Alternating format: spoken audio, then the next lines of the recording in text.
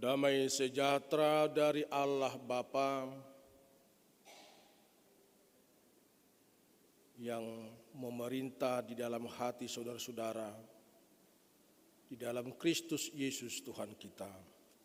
Amin. Shalom, saudara yang dikasihi Tuhan Yesus Kristus. Kita memasuki Minggu Jumat Agung sebagai peringatan akan kematian Tuhan Yesus Kristus. Kita disapa firman Tuhan melalui kitab Markus pasal yang ke-15 dimulai dari ayat 33 sampai dengan ayat 41. Demikian pembacaan firman Tuhan. Pada jam 12, kegelapan meliputi seluruh daerah itu dan berlangsung sampai jam 3. Dan pada jam 3 berserulah Yesus dengan suara nyaring, Eloi, Eloi, lama sabachthani, yang berarti, Allahku, Allahku, mengapa engkau meninggalkan aku? Mendengar itu beberapa orang yang berdiri di situ berkata, lihat, ia memanggil Elia. Maka datanglah seorang dengan bunga karang, menculupkannya ke dalam anggur asam, lalu mencucukkannya pada sebatang buluh dan memberi Yesus minum serta berkata, baiklah kita tunggu dan melihat apakah Elia datang untuk menurunkan dia. Lalu berserulah Yesus dengan suara nyaring dan menyerahkan nyawanya. Ketika itu tabir bait suci terbelah dua dari atas sampai ke bawah. Waktu kepala pasukan yang berdiri berhadapan dengan dia melihat matinya, demikian berkatalah ia, sesungguhnya orang ini adalah anak Allah. Ada juga beberapa perempuan yang melihat dari jauh, di antaranya Maria Magdalena, Maria ibu Yakobus muda dan Yoses serta Salome. Mereka semuanya telah mengikut Yesus dan melayaninya waktu ia di Galilea. Dan ada juga di situ banyak perempuan lain yang telah datang ke Yerusalem bersama-sama dengan Yesus. Sampai di sana pembacaan firman Tuhan. Bapak, Ibu, Saudara yang dikasihi Tuhan, topik ibadah Jumat Agung pada hari ini, Yesus menyerahkan nyawanya. Oleh sebab itu, Jumat Agung bukan hanya sekedar mengulang perjalanan, mereview kehidupan Yesus ribuan tahun yang lalu. Tetapi Jumat Agung itu adalah saat kita untuk merefleksikan kematian Tuhan Yesus di dalam kehidupan kita. asa targorga tu baga sarohatta, supaya terukir dan terpatri di dalam hati kita bahwa sebenarnya sayalah yang layak tergantung di salib itu karena keberdosaan saya, karena keberdosaan kita, tetapi oleh karena cinta kasih Tuhan, Dia mengutus anaknya menjadi korban perdamaian, menjadi keselamatan, dan menjadi perdamaian kita. Saudara yang dikasihi Tuhan, di dalam perjalanan pasion Tuhan Yesus, rapat akbar telah diselenggarakan dan telah berhasil mengambil suatu keputusan, membuat suara terbanyak, sekalipun sebenarnya Pilatus itu tidak menemukan kesalahan Yesus, tetapi Yesus itu harus dihukum mati, harus disalibkan. Dan itulah yang disaksikan oleh kitab Markus, bahwa peristiwa salib itu adalah peristiwa yang benar-benar terjadi. Kisah salib itu bukanlah sebuah mitos ataupun cerita, tetapi itu adalah kejadian nyata. Itu adalah suatu hal yang pasti, yang tidak diragukan, bahwa Yesus mati di kayu salib. Pada peristiwa itu dikatakan jam 12 sampai dengan jam 3 kegelapan meliputi negeri.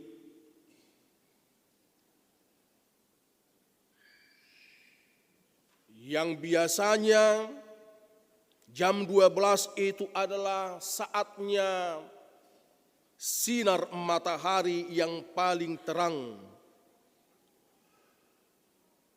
Justru kegelapan yang menutupi negeri.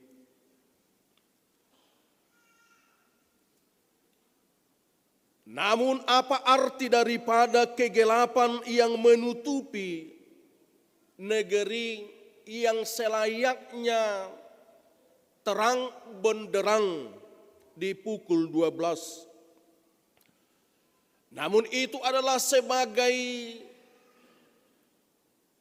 peringatan ataupun sebagai tanda penghakiman ilahi sedang menimpa bumi ini karena dosa.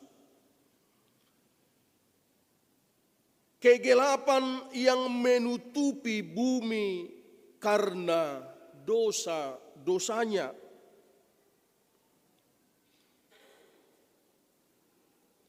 Seorang bapak teolog katakan tentang kegelapan tersebut, dia katakan demikian: kegelapan itu melambangkan kegelapan pikiran dari orang yang tidak membiarkan terang Injil menerangi hati mereka. Itu adalah kegelapan pikiran orang-orang. Itu adalah kegelapan karena dosa daripada orang-orang yang tidak membiarkan dirinya diterangi oleh Injil itu sendiri. Jadi kegelapan itu menggambarkan karena dosa gelaplah bumi. Namun itu juga dari kegelapan itu Kristus bangkit supaya mereka yang duduk di dalam kegelapan dan bahaya kegelapan itu melihat cahaya kemuliaan Tuhan. Tapi hadirnya Yesus di dalam salib itu membawa teranglah supaya orang-orang bangkit melihat dari kegelapan itu kepada terang yang sesungguhnya. 3 jam Yesus menahan kepedihan saat dia disalibkan. Tentu itu adalah hal yang sangat meletihkan. Kesakitan dan kepahitan yang sangat luar biasa. 3 jam Tuhan Yesus tergantung di salib itu. Sepertinya semua orang telah meninggalkan dia. Oleh sebab itulah Yesus berseru, Eloi, Eloi lama sabachthani. Hanya kepada Bapanya lah dia menyerahkan dirinya. Dan atas kepedihan tersebut, dia menyerahkan hidupnya.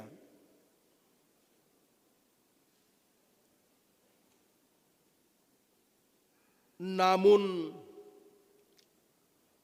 kepedihan itu bukan hanya kepedihan fisik yang dialami oleh Yesus, tetapi kepedihan yang sangat luar biasa yang dia alami adalah dosa daripada manusia itu sendiri. Karena dia tersalib di sana, orang yang tidak mengenal dosa, dia harus menanggung dosa. Itulah yang ditanggung oleh Yesus. Jadi seruan Yesus mengatakan, kenapa engkau meninggalkan aku? Itu adalah seruan orang yang mengalami dosa ataupun panggilan daripada orang-orang yang mengalami upah daripada dosa yang diwasuarakan oleh Yesus dari salib itu. Yang kita katakan Yesus itu tidak mengenal dosa, tidak berdosa, tetapi dia mengatakan, mengapa engkau meninggalkan aku? Itu adalah seruan daripada orang yang berdosa. Karena dosa membuat kita berpisah dari Allah. Dosa membuat kita tidak lagi pemilik hidup yang kekal. Dosa membuat kita mendapat upah kebinasaan. Karena upah dosa adalah maut. Tetapi Allah sangat mengasihi kita. Allah tidak mau umat pilihannya tersandung di dalam dosa tersebut. Maka dia memberikan anaknya Yesus Kristus disalib. Dan disalib itulah Yesus yang tidak mengenal dosa itu membayar segala dosa-dosa kita. Maka di situ kita dijamin bahwa kita akan beroleh upah, bukan lagi kematian, tetapi kehidupan yang kekal. Di salib itu Yesus membayar utang dosa kita. Kita ditebus, kita diselamatkan, maka Yesus katakan, Eloi, Eloi lama sabachthani. Namun ini juga memberikan suatu peringatan ataupun alarm bagi kita tentang tanda bahaya dosa. Itulah pahitnya hidup, pedihnya hidup ketika dikuasai oleh dosa. Suatu alarm dari Yesus dengan perkataan itu tentang bahaya dosa. Maka jangan pernah kita anggap enteng tentang dosa. Jangan pernah bermain-main dengan hidup di dalam keberdosaan. Jangan menjadi orang yang menyerempet dosa. Karena dosa itu dapat kita ditinggalkan oleh Tuhan. Orang mengatakan enak, nikmat melakukan dosa. Makanya tidak sedikit orang ketika jatuh di dalam keberdosaan, dia tidak sadar, dia tidak insaf. Karena dia tidak ingat bahaya daripada dosa itu adalah maut yang kekal. Maka di salib itu mau mengingatkan kita betapa ngerinya hidup akibat daripada dosa.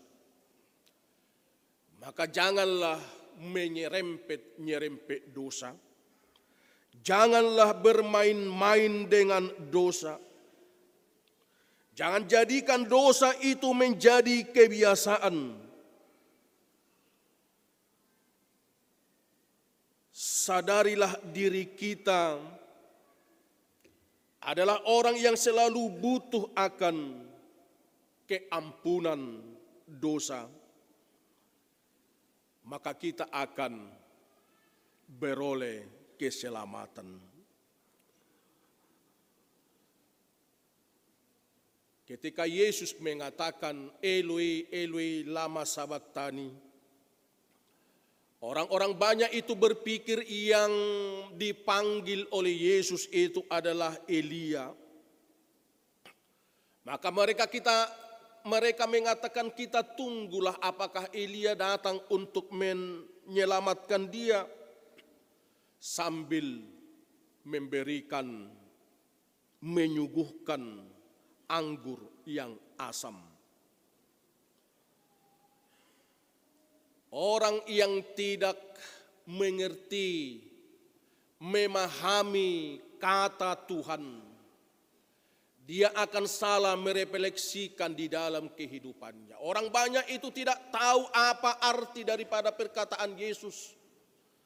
Apa yang menjadi keluh daripada Yesus dengan perkataan Eli, Eli lama sabachthani. Tetapi orang banyak melihat, menilai yang dipanggil adalah Eli. Maka kita katakan salah mendengarkan. Firman Tuhan akan salah merefleksikan di dalam kehidupannya. Itulah sebabnya kita harus peka terhadap firman Tuhan.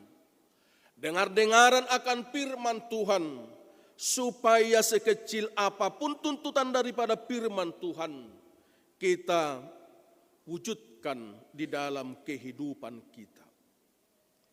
Maka mereka menyuguhkan anggur yang asam. Saudara yang dikasihi Tuhan, sudah banyak orang menerima kebaikan daripada Yesus. Dengan tanda-tanda mujizatnya. Sudah banyak orang yang melihat pelayanan daripada Yesus. Yang buta melihat lumpuh berjalan dan macam-macam daripada mujizat, termasuk menikmati berkat Tuhan dengan memberikan makan 5.000 orang dari 2 ikan 5 roti. Namun saat Yesus menanggung penderitaan daripada manusia itu, apakah yang disuguhkan, yang diberikan oleh manusia, atau apakah yang diterima oleh Yesus? Semua orang yang melihat, menikmati mujizat daripada Tuhan, sepertinya mereka tidak tampak di dalam penyaliban Yesus. Sepertinya mereka lupa akan kebaikan-kebaikan daripada Tuhan. Atau mungkin mereka ada di sana tetapi di kelompok orang yang mengatakan salibkan dia. Orang-orang datang melampiaskan kemarahan dan kebencian kepada Yesus. Yang seharusnya mereka harus memberikan air untuk menyejukkan kedahagaan, kehausan daripada Yesus, tetapi mereka hanya sebagai penonton. Justru anggur asamlah yang disuguhkan kepada Yesus. Katanya anggur asam yang diberikan kepada orang yang tersalib itu adalah untuk supaya dia tidak merasakan sakitnya yang digantung tersebut, ataupun boleh kita gambarkan sebagai bius, supaya tidak dirasakan pedihnya, sakitnya karena yang tergantung. Artinya itulah yang menjadi respon manusia atas kebaikan Tuhan. Sering sekali manusia air susu dibalas dengan air tuba. Kebaikan Tuhan sering dibalas dengan mengabaikan Tuhan, bahkan meniadakan kuasa Tuhan di dalam kehidupannya. Oleh sebab itu, kematian Kristus mengundang kita bukan dengan memberikan anggur yang asam, tetapi menyuguhkan buah-buah yang manis. Tetapi memberikan hasil buah-buah yang manis. Buah-buah yang manis itu yang diharapkan adalah hal yang menyejukkan hati Tuhan, yang menyegarkan hati Tuhan. Buah-buah yang manis yang harus kita berikan ketika Tuhan menanggung dosa kita adalah buah-buah roh itu sendiri. Maka dengan Jumat Agung ini kita diingatkan, jadilah air kehidupan. Jadilah yang memberikan kesegaran bagi orang-orang yang dahaga. Bagi orang-orang yang mengalami kepahitan hidup, hadir kita adalah hadir yang membawa kehidupan, sukacita bagi mereka. Ayat 38, setelah Yesus mati, maka tabir di bait suci itu terbelah dua dari atas sampai dengan bawah. Tabir itu adalah sebagai pemisah ruang Maha Kudus dan ruang kudus di bait suci. tabir itu adalah sebagai batas yang menggambarkan antara manusia berdosa, manusia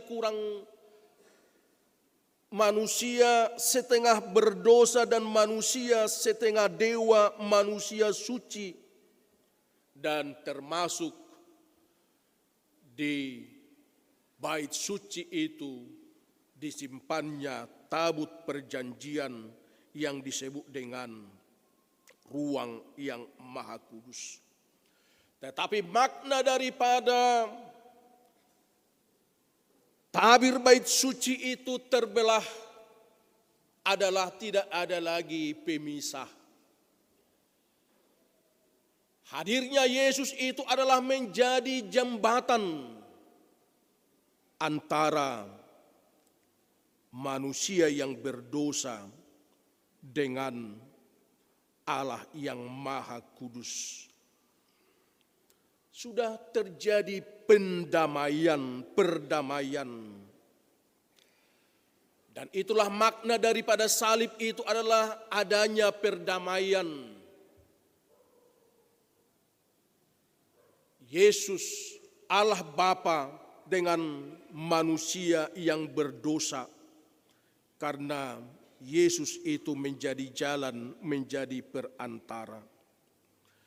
Kembali hubungan relasi yang baik.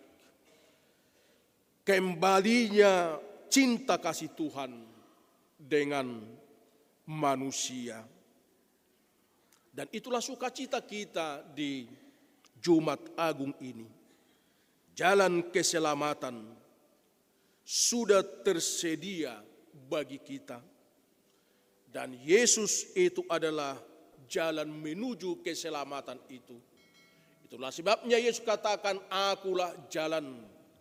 Tidak seorang sampai kepada Bapa kalau tidak melalui aku. Dan yang tidak kalah pentingnya juga kita lihat pengakuan daripada perwira setelah melihat kejadian itu.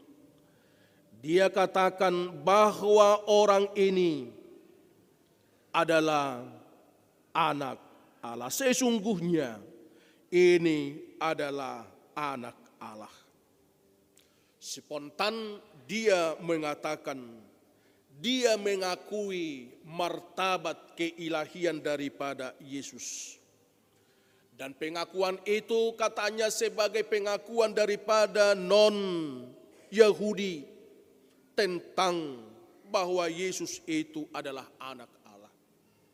Artinya orang yang tidak mengenal Kristus pun akhirnya mereka mengakui dia adalah anak daripada Allah. Kalau dia mengakui karena melihat dengan mata kepalanya Yesus itu anak Allah. Tetapi orang-orang yang ditebus Kristus, dia ataupun kita mengakui apa yang kita rasakan, apa yang kita alami, apa yang menjadi kedekatan spiritualitas kita dengan Tuhan. Kita akan mengatakan dia adalah anak Allah. Dialah yang menjadi juru selamatku. Oleh sebab itu di Jumat Agung ini kita diingatkan selayaknya kitalah yang tersalib. Karena dosa-dosa kita, tetapi karena kasih Tuhan, dia menyerahkan anaknya menjadi perdamaian bagi kita. Sehingga kita bukan lagi menerima kematian yang kekal, namun kehidupan yang kekal. Kita sudah berdamai dengan Allah, maka kita akan menjadi anak-anak Allah dan menjadi pewaris di dalam kehidupan yang kekal. Dan nanti setelah ibadah kita akan menerima perjamuan kudus. Biarlah dengan menerima perjamuan kudus itu mengingatkan kita Yesus menyerahkan tubuhnya dan menumpahkan darahnya sebagai korban perdamaian bagi kita. Karena itu adalah jaminan bagi kita, engkau sudah menerima kehidupan yang kekal. Marilah kita terima dengan iman dan kepercayaan kepada penebusan Kristus Yesus. Amin, kita berdoa.